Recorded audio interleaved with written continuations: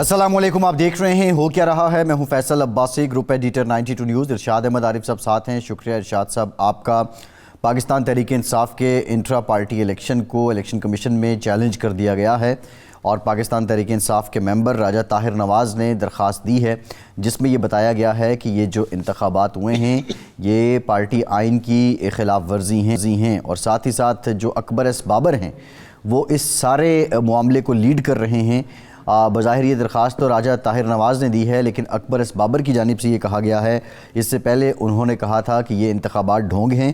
और फिर ये भी आज कहा गया उनकी तरफ से कि जो साबिक चेयरमैन PTI हैं उनके कज़न और मैं इलेक्शन लड़ना चाहते थे लेकिन मौका नहीं दिया गया और ऐसे में कोई कागज़ात नामज़दगी टाइप चीज़ का वजूद ही नहीं था, वो ख़ुद भी सेक्रेटेरिएट गए।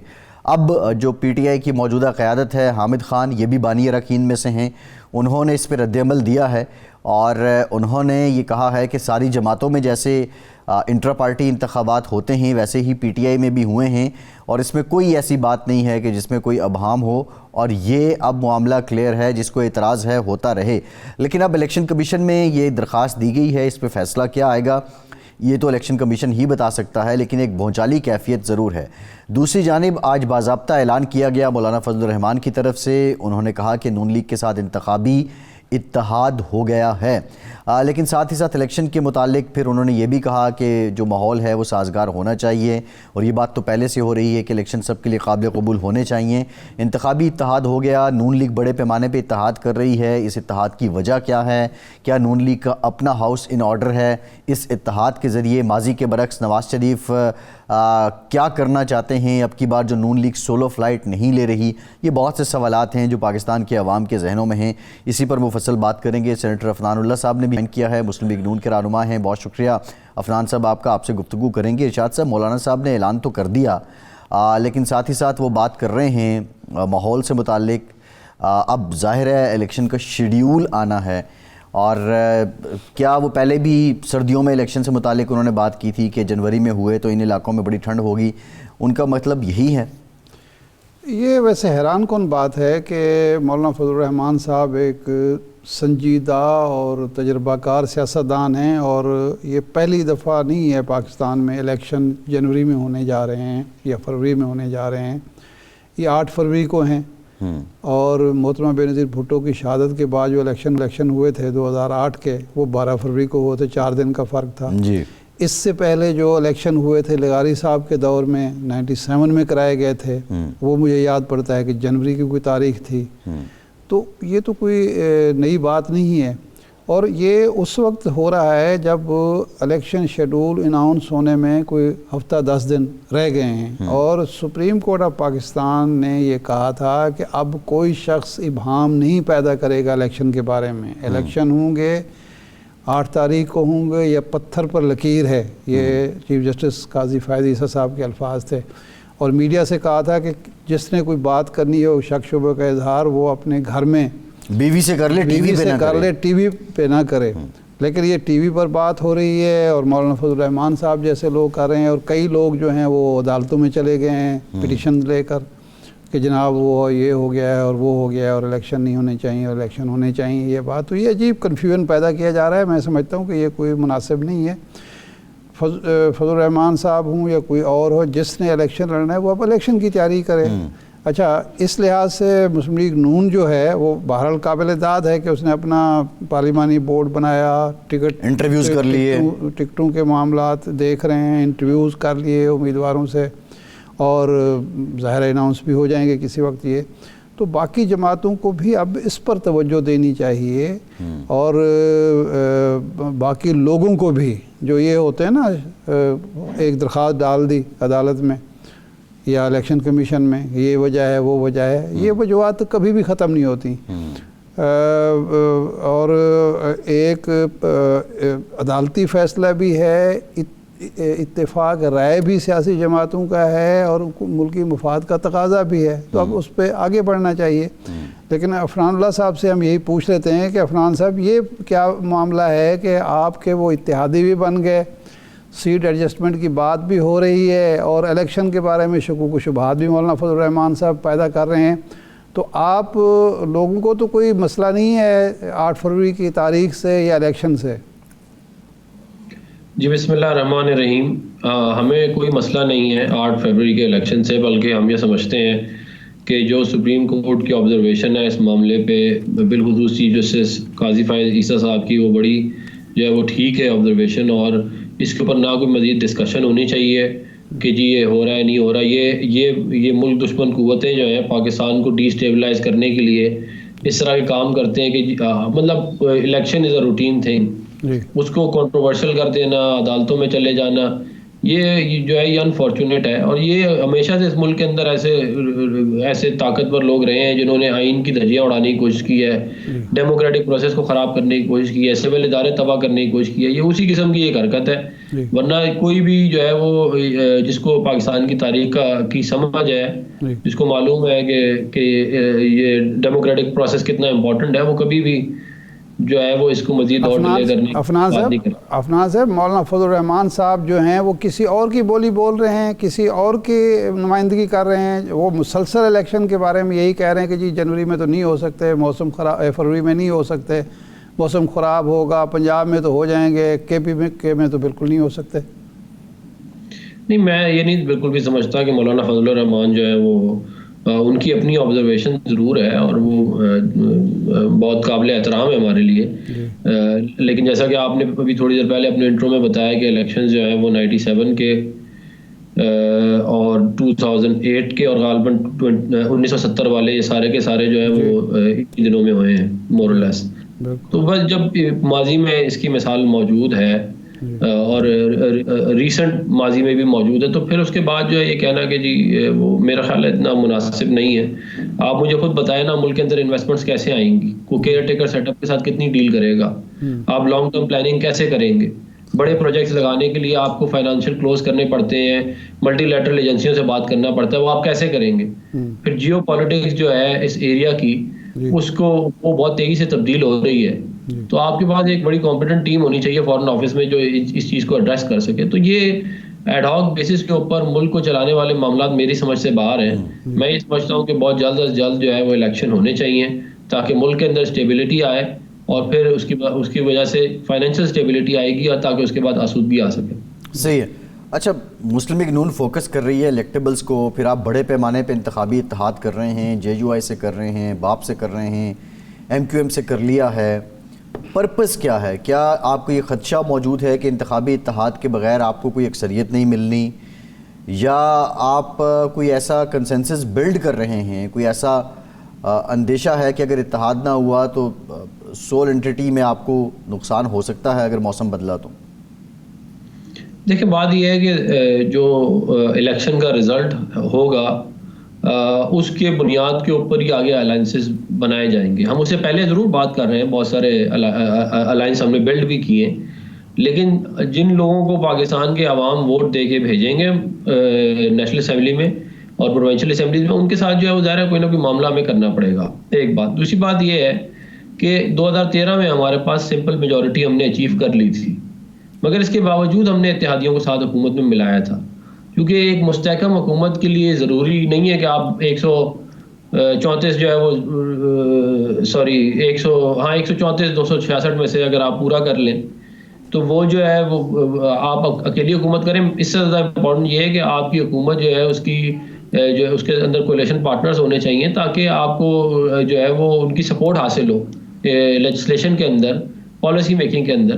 تو یہ ہماری یہ سوچ ہے کہ ہم میجر سٹیک ہولڈرز کو ساتھ لے کے چلنا چاہتے ہیں تاکہ ہم یہ بڑے پروجیکٹس کر سکیں، ملک کو ترقی کے راستے پہ ڈال سکیں.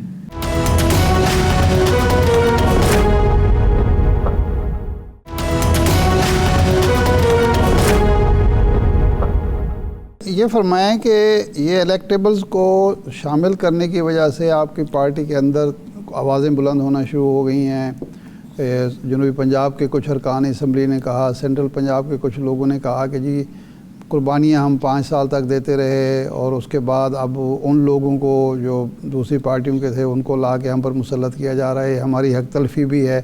اور دوسرا یہ ہے کہ یہ الیکٹیبل جو ہوتے ہیں یہ قابل اعتماد بھی نہیں ہے، جب ان کو چاہو چابی بھرو اور کہیں اور طرف بھیج دو. تو اس کے بارے میں پارٹی نے اب فیصلہ کر لیا ہے کہ الیکٹیبلز کو جو دروازہ کھولا ہوا ہے کھلا رکھنا ہے یا بند کر دیا گیا ہے؟ دیکھیں یہ جو الیکٹیبلز کی پولیٹکس ہے یہ اب ظاہر ہے ایک آپ سمجھ لیں ایک نیسیسری ایول ہے اس ہمارے پولیٹیکل سسٹم کے اندر.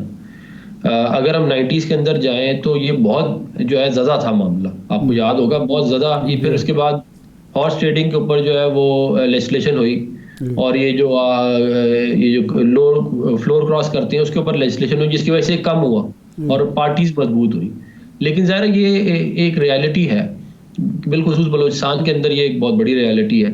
تو یہ وقت کے ساتھ ساتھ ہی ٹھیک ہوگی, کیونکہ ظاہر ہے اگر لوگ ووٹ دے کے بھیجیں گے اپنے نمائندوں کو تو ہم یہ تو نہیں کہہ سکتے کہ جی ہم اس کو لیتے ہیں ہم اس کو نہیں لیتے. کچھ جگہوں پہ ہم نے بالکل جو ہے وہ لیا ہے الیکٹیبلز کو, لیکن وہ مور اور لیس جو ہے اس کا فوکس جو ہے وہ بلوچستان ہی رہا ہے. باقی جگہوں پہ تو ہمارے اپنے کینڈیڈیٹ پنجاب میں ایک ایک سیٹ پہ 3-3 4-4 ہیں, ہمیں لینے کی ضرورت ہی نہیں ہے, اور مور اور لیس یہی حال جو ہے پختونخوا کا بھی ہے. صحیح ہے.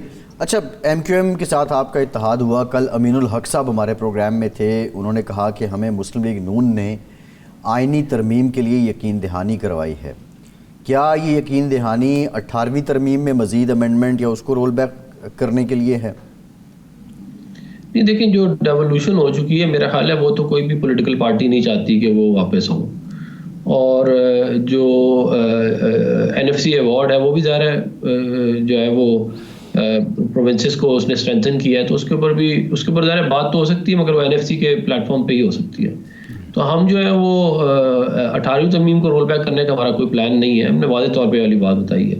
یہ ضرور ہے کہ لوکل باڈیز کا ٹینیور جو ہے وہ آپ کو پتہ ہے کہ حکومت آتی ہے وہ آگے سب کو فائر کر دیتی ہے, حالانکہ وہ الیکٹڈ ریپرزنٹیٹیوز ہیں وہ, پھر ان کو فائنینشیل جو ہے وہ ان کو جو وفاق نے صوبوں کو ٹرانسفر کر دی, ڈیوالو کر دی, وہ مزید ڈیوالو ہونی تھی لوکل باڈیز کے لیول پہ, وہ ڈیولوشن آج تک نہیں ہوئی.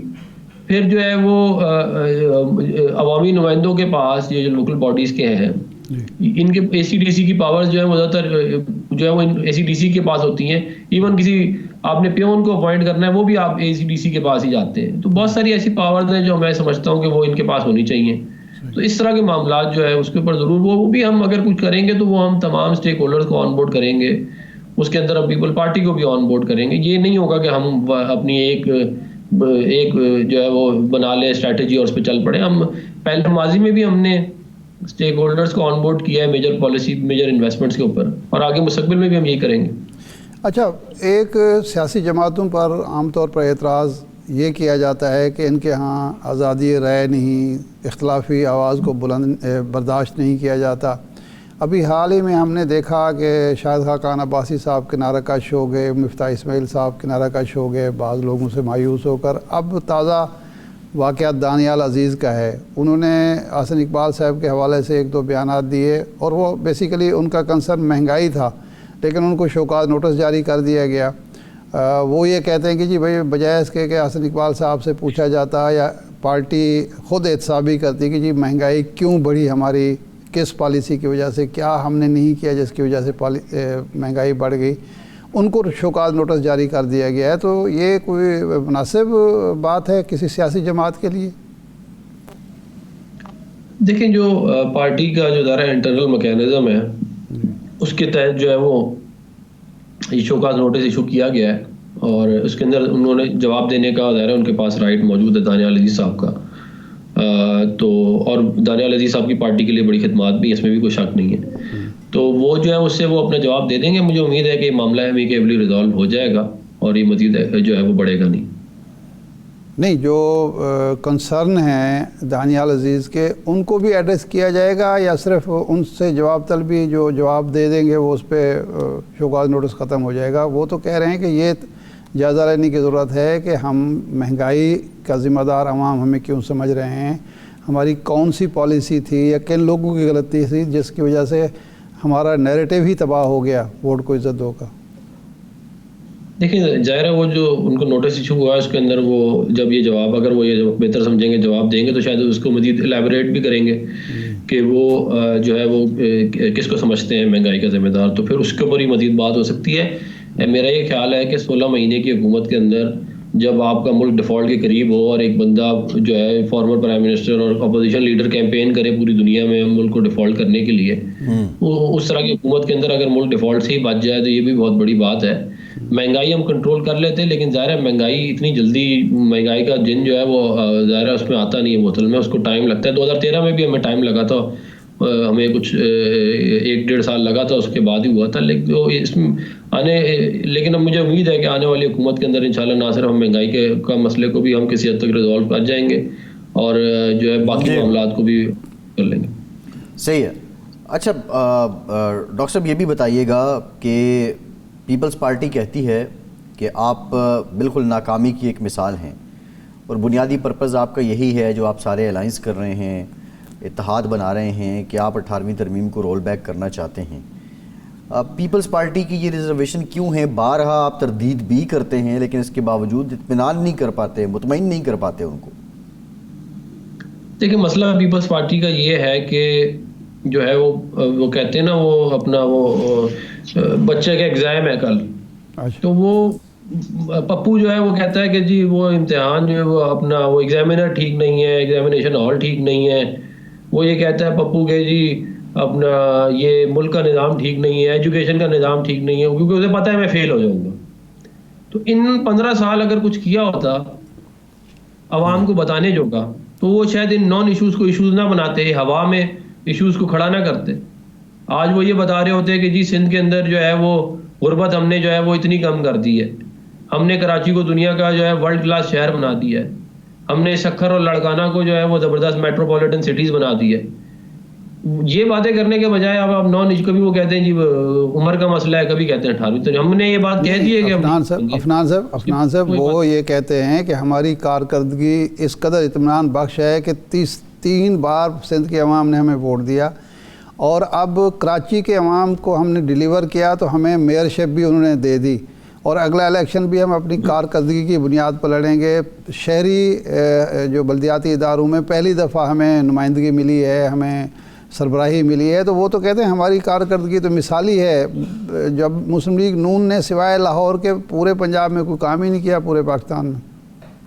دیکھیں بات یہ ہے کہ یہ کسی بھی آپ بندے کو آپ لے لیں، کسی تھرڈ پارٹی بندے کو، اور آپ لاہور چھوڑ دیں، آپ جب سندھ سے انٹر ہوتے ہیں آپ رحیم یار خان سے شروع کریں اور آپ ملتان کو دیکھیں، آپ جو ہے وہ فیصل آباد کو دیکھیں، آپ سیالکوٹ کو دیکھیں، لاہور کو دیکھیں، راولپنڈی کو دیکھیں، اٹک تک آپ چلے جائیں، آپ کو خوشحالی نظر آئے گی. آپ کو چھوٹے چھوٹے شہر آپ کو اچھے نظر آئیں گے. یہ چھوٹی لاہور تو آپ یہ کیا لاہور میں کھڑے ہو کے یہ کہہ سکتے ہیں کہ ہم لاہور کو جو کراچی جیسا بنائیں گے؟ ہم تو یہ کہہ سکتے ہیں کراچی میں کھڑے ہو کے کہ ہم لاہور جیسا بنائیں گے. انہوں نے اگر کوئی ڈیلیور کیا، دیکھیں ڈیلیور اگر کیا ہو نا، تو میں آپ کو بتاتا ہوں کہ سندھ کے اندر نہ ہماری حکومت تھی پچھلے 25 سال، نہ لوکل باڈیز میں ہماری حکومت تھی. کراچی کا جنہ ٹرمینل نواز شریف نے بنایا، کراچی میں پورٹ قاسم 1400 میگا واٹ کا کول فائرڈ پاور پلانٹ میاں صاحب نے بنایا، 2 nuclear power plant 2200 mega watt کے میاں نواز شریف صاحب نے بنا دی، چل رہے ہیں اس وقت. کراچی حیدرآباد موٹر وے میاں نواز شریف صاحب نے بنائی، سکر ملتان موٹر وے میاں نواز شریف صاحب نے بنائی. یہ تھر کا جو پروجیکٹ ہے یہ 30 سال سے کاغذوں میں چل رہا تھا، 30 سال سے 1 میگا واٹ نہیں بنتا تھا 2013 سے پہلے. آپ جا کے چیک کر لیں، سارا مسلم لیگ نون نے کیا.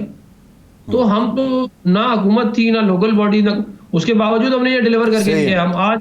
اور کراچی کا امن بحال کر کے دیا، 2013 میں کہا تھا ہم کراچی کا امن بحال کریں گے، ہم نے کر کے دیا. یہ ہوتی ہے ڈیلیوری. آپ ڈیلیوری آپ یہ ہے کہ آپ نے اپنے اپوزیشن کے سارے لوگوں کو فارغ کر دیا ہے. آپ کے خلاف کوئی بھی کھڑا ہوتا ہے آپ اس کے اوپر 400 500 FIR کٹا دیتے تو آپ کا کوئی مقابلہ نہیں ہے، اس لیے آپ جیت جاتے ہیں. یہ تو کوئی پرفارمنس ہوئی نا. ٹھیک بہت شکریہ سینیٹر ڈاکٹر عفنان اللہ صاحب آپ کے وقت کا. ایک بات دوبارہ حاضر ہوتے ہیں.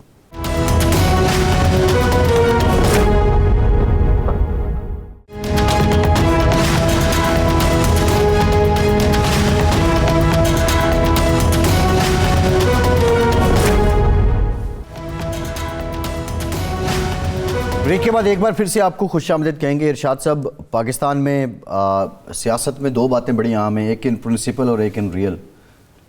ویسے تو دنیا بھر میں سیاست میں، صحافت میں ان پرنسپل ہی کو ترجیح دی جاتی ہے، لیکن انفارچونیٹلی ان پرنسپل اور ان ریئل یہاں پہ دونوں آپس میں ایک تصادم ہی رہا ہے. اب جو آج درخواست دی گئی ہے PTI کے ممبر ہیں راجہ طاہر نواز صاحب، ان پرنسپل وہ ممبر ہونے کے ناطے جا رہے ہیں اور وہ درخواست دے رہے ہیں الیکشن کمیشن میں اور وہ اعتراض اٹھا رہے ہیں انتخاب پہ. ان ریئل یہ ہے کہ اب یہ جو گروپ ہے اکبر ایس بابر صاحب کا, اس کو جماعت آن ہی نہیں کرتی. تو یہ سارا جو انٹرا پارٹی الیکشن ہوئے ہیں, اگر یہ تقاضے پورے بھی نہیں کر رہے تو کیا یہ دوبارہ ہوں گے تو وہ کتنے کریڈیبل ہوں گے؟ اور جو جواز دیا جا رہا ہے کہ دیگر جماعتوں میں الیکشن وہ کس اصول قاعدے کے تحت ہوتے ہیں, یہ کتنا مستند ہے؟ بات یہ ہے کہ یہ تو خیر کسی پارٹی کو کہ کسی غلط کام کو اس لیے جواز نہیں ملتا کہ دوسری پارٹی میں بھی غلط ہوتا ہے. یہ کوئی جواز نہیں ہے کہ جناب مسلم لیگ میں چونکہ یہ کام نہیں ہوتا تو ہم کیوں کریں. آپ آئین کے مطابق, قانون کے مطابق, انتخابی قوانین کے مطابق, الیکشن کمیشن کی ریکوائرمنٹ کے مطابق الیکشن کرانے کے پابند ہیں, اور یہ سب جماعتوں کے لیے ہے. جی. ہمارے ہاں ایک بڑی افسوسناک بات ہے کہ ہمارے ہاں ہر غلطی کا کوئی نہ کوئی جواز پیش کیا جاتا ہے, بجائے غلطی کو سدھارنے کے, غلطی کو دوبارہ نہ کرنے کے, اعادہ نہ کرنے کے ہم جواز ڈھونڈتے ہیں. آپ نے کرپشن کی ہے, جی فلاں بھی تو کرتا ہے. بھئی اس کا مطلب یہ ہے اگر وہ کرتا ہے تو آپ کو سرٹیفکیٹ مل گیا ہے, سند مل گئی ہے کہ یہ آپ کرپشن کر سکتے ہیں. قانون یعنی دو غلطیاں جو ہیں وہ کسی ایک کام کے جواز نہیں بنتی, کسی صورت میں نہیں ہو سکتی. تو یہ تو منطق ہی غلط ہے. بنیادی چیز یہ ہے کہ یہ سیاسی جماعتوں میں الیکشن ہونے چاہیے, اور اگر الیکشن کمیشن جو اعتراض بنتا ہے وہ یہ ہے کہ الیکشن کمیشن اگر سب جماعتوں سے وہی مانگتا ہے جو پی ٹی آئی سے مانگا جا رہا ہے تو پھر تو ٹھیک ہے, لیکن یہ نہیں ہے کہ باقی جماعتوں کو آپ نظر انداز کر دیں اور ایک جماعت کو نشانہ بنائیں. جی. یہ نہیں. اب یہ طاہر نواز صاحب جو ہیں, یہ ہمیں تو نہیں پتا کہ کتنے امپورٹنٹ ممبر ہیں, لیکن یہ ممبر اگر ہیں تو الیکشن تو اس سے پہلے بھی جو ہوئے تھے پی ٹی آئی کے, اس پر تو میرے خیال انہوں نے اعتراض نہیں کیا ہوگا. اور وہ کون سے شفاف تھے؟ اور وہ بھی اسی طرح کے تھے جس طرح باقی جماعتوں کے ہوتے ہیں. جی. تو اس لیے اب ہمارے اکبر ایس بابر صاحب ہوں یا طاہر نواز صاحب ہوں, ان لوگوں کو بھی ذرا سوچنا چاہیے اور الیکشن کمیشن کو کہ ہم جو ماضی میں الجھے ہوئے ہیں, ماضی میں اس وقت کیا یہ سارا کچھ اس بنیاد پر ہو رہا ہے کہ آئین کے ہم بہت پابند ہو گئے ہیں, ہم قانون ہمیں بہت عزیز ہو گیا ہے, الیکشن کمیشن کے اور انتخابی جو قوانین ہیں ان کی ہمیں پابندی کا شوق چڑھا ہے. اگر ایسا ہے تو بہت بہتر بات ہے, آگے چلنا چاہیے. اس وقت سوال جو اٹھایا جا رہا ہے کہ جی پاکستان میں الیکشن ہوں گے یا نہیں ہوں گے, یہ عجیب مخمصہ ہے. سپریم کورٹ کا فیصلہ آ گیا, الیکشن کمیشن نے حلقہ بندیاں مکمل کر لیں, فہرستیں شائع ہو گئیں, شیڈول کا انتظار ہو رہا ہے, اور ہم بحث یہ کر رہے ہیں, اور فضل الرحمان صاحب جیسے سیاستدان یہ کہہ رہے ہیں کہ جی وہ فروری میں الیکشن نہیں ہونے چاہیے. تو یہ ایک ایسا تضاد ہے ہماری قومی زندگی کا, سیاسی جماعتوں کا, ان کے ارکان کا, سیاستدانوں کا, کہ فوکس اس وقت ہمارا ہونا چاہیے جنرل الیکشن. جس طرح عفنان صاحب کہہ رہے تھے کہ جی اس ملک میں سرمایہ کاری آئے گی, اس کے بعد ایک سیاسی استحکام آئے گا, تو اس کی بجائے ہم اس میں پڑے ہوئے ہیں. صحیح ہے. آپ کا مقصد جو ہے ایک سیاسی جماعت کو آؤٹ کرنا ہے یا ان رکھنا ہے, بنیادی سوال یہ ہے. جی. اچھا ارشاد صاحب, پرویز خٹک صاحب اب وہ آئے ہیں, ظاہر ہے منظر عام پہ اب آ چکے ہیں اور اپنی جماعت کو لیڈ کر رہے ہیں, لوگوں کی شمولیت کا سلسلہ بھی جاری ہے. ایک تو انہوں نے بھی اس الیکشن کو ٹوپی ڈرامہ قرار دے دیا, اور دوسرا یہ ہے کہ انہوں نے بڑی امپورٹنٹ بات کی کہ پی ٹی آئی اگر جیتی تو وہ میری وجہ سے جیتی تھی, اور ہیلتھ کارڈ یہ آئیڈیا ہی میرا ہے, سابق چیئرمین کو تو اپنا نہیں پتا. تو پرویز خٹک صاحب بطور سی ایم, جو اس میں کوئی شک نہیں ان کا دور بڑا اصلاحاتی تھا کے پی کے میں جب وہ سی ایم تھے, کیا وہ کریڈٹ کے پی کے عوام کے سامنے رکھ سکتے ہیں اور عوام اس کو بائے کریں گے؟ یہ ارشاد صاحب اس پہ ذرا ہم ڈیٹیل کریں گے. اکبر ایس بابر صاحب نے ہمیں جوائن کیا ہے, بہت شکریہ اکبر ایس بابر صاحب آپ کے وقت کا. یہ بتائیے گا بابر صاحب کہ آپ کو اعتراض ہے پی ٹی آئی کے انٹرا پارٹی الیکشن پہ. اب راجہ طاہر صاحب الیکشن کمیشن بھی چلے گئے ہیں درخواست لے کر, لیکن بنیادی سوال یہ ہے کہ پی ٹی آئی کا تو ایک اکثریت آپ کو پی ٹی آئی کا حصہ ہی نہیں سمجھتی, تو یہ آپ کا اعتراض کس حساب سے ویلڈ اور مستند رہتا ہے؟ بسم اللہ الرحمن الرحیم. دیکھیے, اکثریت مجھے ممبر سمجھتی ہے یا نہیں, حصہ نہیں سمجھتی,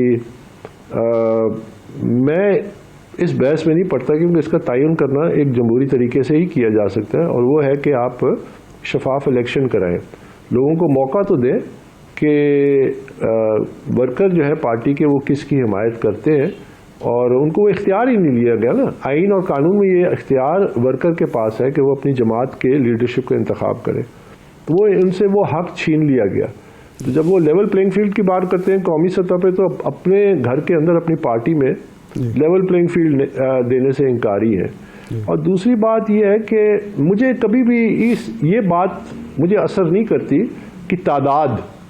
دیکھیے, ایک وقت تھا جب پاکستان تحریک انصاف کے جو فاؤنڈنگ چیئرمین تھے, کیونکہ ابھی تو کوئی چیئرمین ہے نہیں, جو فاؤنڈنگ چیئرمین تھے عمران خان, وہ میری گاڑی میں بیٹھ کے جب میں روزانہ دفتر جاتے تھے تو مجھے کہتے تھے کہ اکبر میری پوری پارٹی تیری گاڑی میں آ جائے گی.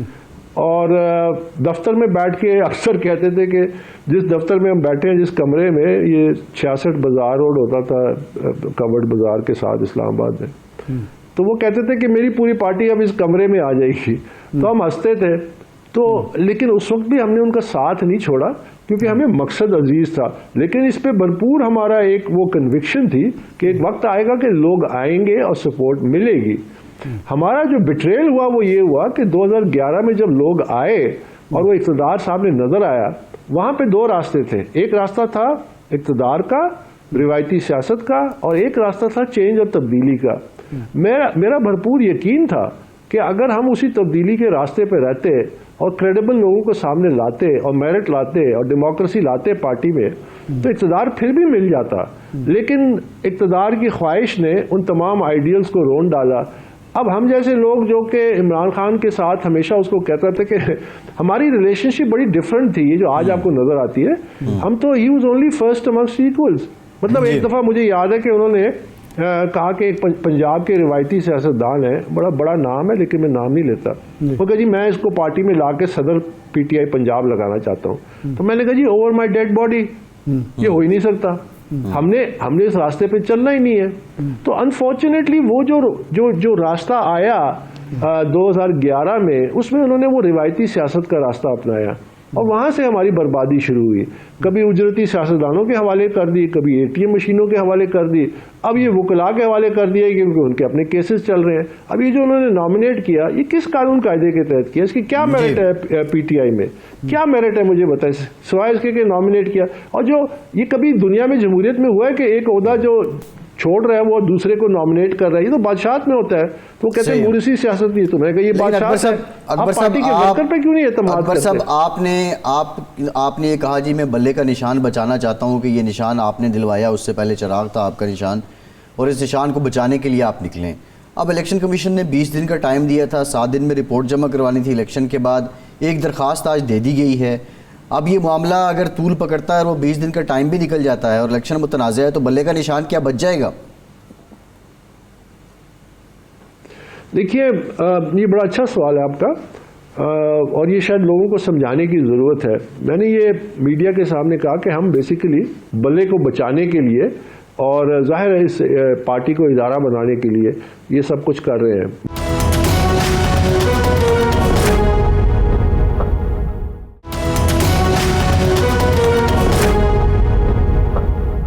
اکبر صاحب, گزارش ہے آپ کا جو یہ موقف ہے نا کہ ساری سیاسی جماعتوں میں الیکشن ہونے چاہیے, شفاف الیکشن ہونے چاہیے, کریڈیبل, میں ذاتی طور پر متفق ہوں اور ہمیشہ اس بات کا مبلغ رہا ہوں, داعی رہا ہوں کہ جی سیاسی جماعتوں میں جب تک جمہوریت نہیں آئے گی ملک میں بھی جمہوریت نہ مضبوط ہو سکتی ہے نہ پروان چڑھ سکتی ہے. یہ بات آپ کی درست ہے.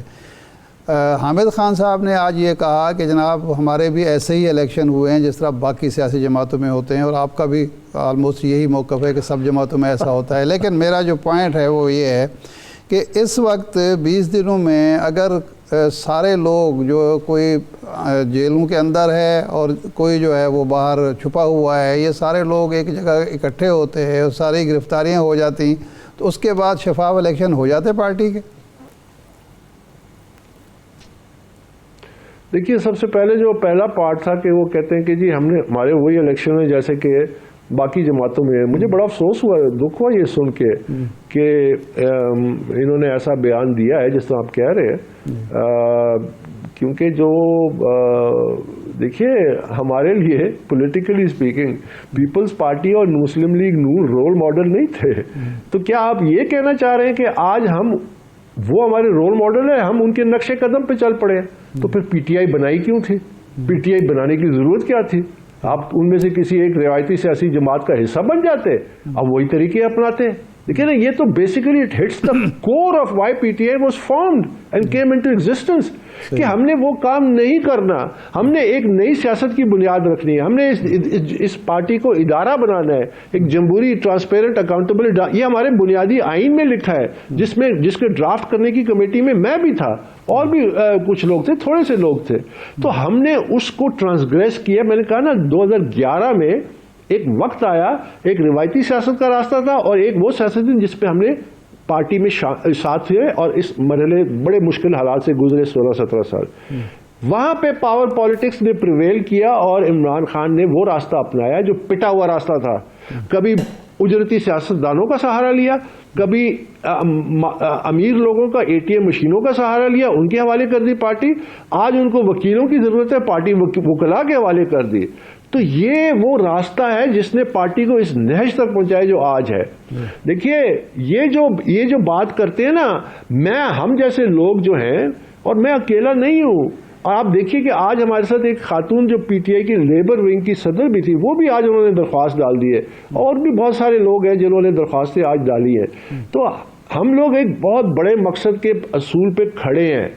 سیاست میں آپ اپنے لیے ٹائم لائن نہیں سیٹ کر سکتے اگر آپ کا مقصد بڑا ہے. اگر آپ نیلسن منڈیلا کی مثالیں دیتے ہیں تو وہ 10ویں سال میں جیل میں مر سکتا تھا، 15ویں سال میں مر سکتا تھا، 20ویں سال میں، 27 سال تک وہ خاموشی سے جیل کاٹی، باہر آئے، 4 سال اور لیے ٹرانزیشن ٹو ڈیموکریسی.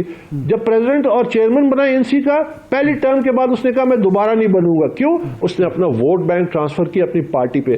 تو یہ بڑی لمبی سٹرگل ہے. اللہ ہمیں زندگی دے، ہمیں صحت دے، یہ ہم کامیاب ہوں گے. وقت کا تعین نہیں کر سکتے کیونکہ اسی میں پاکستان کی بہتری ہے. دوسرا سوال میرا تھا کہ موجودہ حالات میں جو پارٹی پر جو وقت آیا ہوا ہے، کیا یہ سارے لوگ اکٹھے ہو جاتے، حماد اظہر بھی آ جاتا، مراد سعید بھی آ جاتا، تو اس کے بعد الیکشن شفاف ہو جاتا ہے، یہ سارے کے سارے جیلوں میں بیٹھے ہوتے؟ نہیں، دیکھیے، شفاف الیکشن کے لیے کچھ بنیادی تقاضے ہیں اس کے. مثلا آپ کا ایک پارٹی کا ایک شفاف الیکشن کمیشن ہونا چاہیے، اس کے شفاف رولز اینڈ ریگولیشنز ہونی چاہیے، اس کی شفاف ووٹر لسٹ ہونی چاہیے، اس میں کوالیفیکیشن ڈسکوالیفیکیشن کا پروسیس آئیڈینٹیفائڈ ہونا چاہیے، اس میں ایک level playing field, open playing field workers کو ملنی چاہیے مختلف لیولز پہ. تو اس قسم یہ تو چیزیں تھیں نہیں. اب میں مجبور ہو کے پاکستان تحریک انصاف کا سینٹرل آفس گیا 1 دسمبر کو 4:30-5 بجے کے قریب، اور میرے ساتھ ایک چھوٹا سا وفد بھی تھا پی ٹی آئی کے ممبران کا.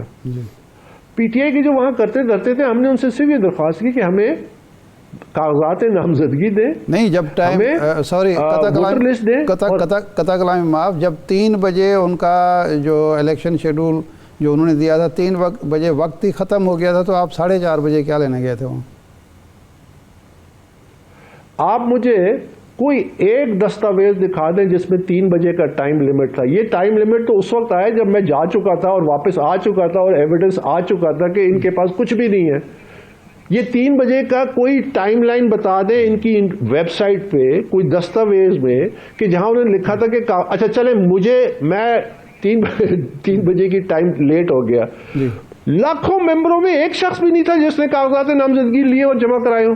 صحیح ہے, ٹھیک, بہت شکریہ اکبر ایس بابر صاحب, آپ ہمارے ساتھ موجود تھے. ارشاد صاحب, مسلم لیگ نون الائنس در الائنس, اتحاد, آنیاں جانیاں, ملاقاتیں, پیپلز پارٹی اکیلی کبھی ایم کیو ایم کو جواب دے رہی ہے, کبھی نون لیگ کو دے رہی ہے, کبھی پی ٹی آئی کو دے رہی ہے, کبھی مولانا کو دے رہی ہے, سولو فلائٹ ہی ہے ان کے مقدر میں. بظاہر تو یہ لگ رہا ہے کہ جناب آصف زرداری صاحب پورے اعتماد ہیں کہ وہ الیکشن یعنی وہ اور ان کی پارٹی اکیلے ہی لڑ سکتے ہیں, اور ٹارگٹ جو ہے وہ دعویٰ تو یہی کر رہے ہیں کہ پورے ملک میں ہم الیکشن لڑیں گے اور بلاول کو وزیر اعظم بنائیں گے, لیکن لگتا یہ ہے کہ وہ سندھ کو ہی سمجھتے ہیں اپنی راجدھانی, اور سمجھتے ہیں کہ وہاں ہمیں کوئی چیلنج نہیں ہے.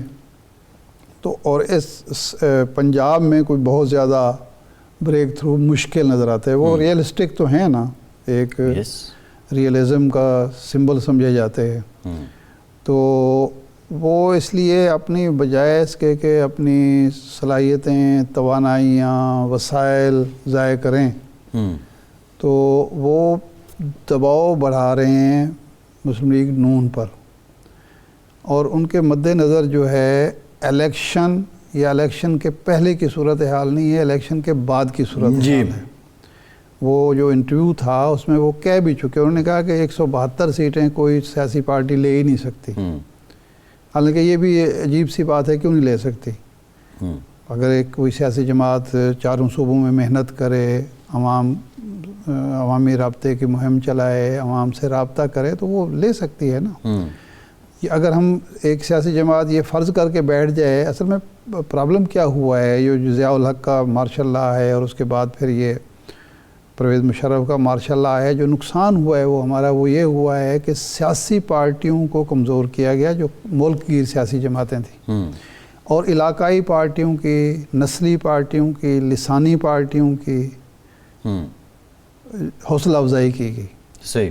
یعنی اے این پی ایک قومی پارٹی تھی, وہ حصوں بخروں میں تقسیم ہو گئی, اور مینگل صاحب نے, بزنجو صاحب نے یہی مناسب سمجھا, اور خود ولی خان نے کہ جی ہم بس کے پی کے میں کافی ہیں. جی. اسی طرح مینگل صاحب ہیں, اسی طرح دوسرے ہیں. ایم کیو ایم کو ماڈل بنایا. یہ یعنی آپ اس پہ غور کریں کہ بہت ساری سیاسی جماعتوں نے ایم کیو ایم کو اپنا ماڈل بنایا کہ جی اپنی بجائے اس کے کہ پورے ملک میں پھیل کر اپنی زبان کی سیاست کرو, اپنی پک کی سیاست کرو, اپنی پھیلاؤ کی وجہ سے کمزور کر لو اپنے آپ کو ایک خاص ایریا میں, وہاں محنت کرو, وہاں وسائل لگاؤ, وہاں ساری توانائیاں صرف کرو, اور اس کو کیپچر کر کے مرکز میں اقتدار میں حصہ مانگو. تو لگتا یوں ہے کہ زرداری صاحب کا یہ خیال ہے کہ الیکشن کے بعد اس ملک میں مخلوط حکومت بنے گی, جی, جس کو نیشنل یونٹی کی گورنمنٹ کہتے ہیں, اور اس میں حصہ لینے کا بہترین طریقہ یہ ہے کہ ایک صوبہ جو ہے اس پر مکمل کنٹرول ہونا چاہیے, وہاں ہی اپنے وسائل اور صلاحیتیں وہ کریں, باقی جتنا جہاں سے مل جائے وہ ٹھیک ہے اس کی بنیاد پر. اور یہ تجربہ ہو بھی گیا ہے. کنٹرول تو ان کا پچھلے 15 سال سے ہے صوبے پہ کنٹرول ہے. بات تو یہ ہے, اب ان کو ایک اندیشہ تو ہے کہ یہ جو کچھ مسلم لیگ نون کر رہی ہے, ایم کیو ایم کو ساتھ ملا کے, جی ڈی اے کو ساتھ ملا کے, سندھ کی جو اے این پی ہے اس کو ساتھ ملا کے, یہ سگنیفیکنٹ تو اس کا مطلب ہے کہ وہ سندھ میں پینیٹریٹ کرنا چاہتے ہیں. تو وہ سندھ کو ٹارگٹ کر رہے ہیں. ان کا ٹاسک یہ ہے کہ مسلم لیگ نون کو سندھ میں داخل ہونے نہ دو, اور وہاں اپنی جو ایک مضبوط ہمارا حلقہ ہے وہ برقرار رہے, اس کو لوز نہ کریں. بیٹل فیلڈ وہ پنجاب کو نہیں بنا رہے. صحیح, بالکل ٹھیک ہے. تو یہی بظاہر اسٹریٹجی نظر آتی ہے. ٹھیک ہے ارشاد صاحب, پروگرام کا ٹائم ختم ہوا. شکریہ آپ کا. آج کے پروگرام سے اتنا ہی, اجازت دیجیے.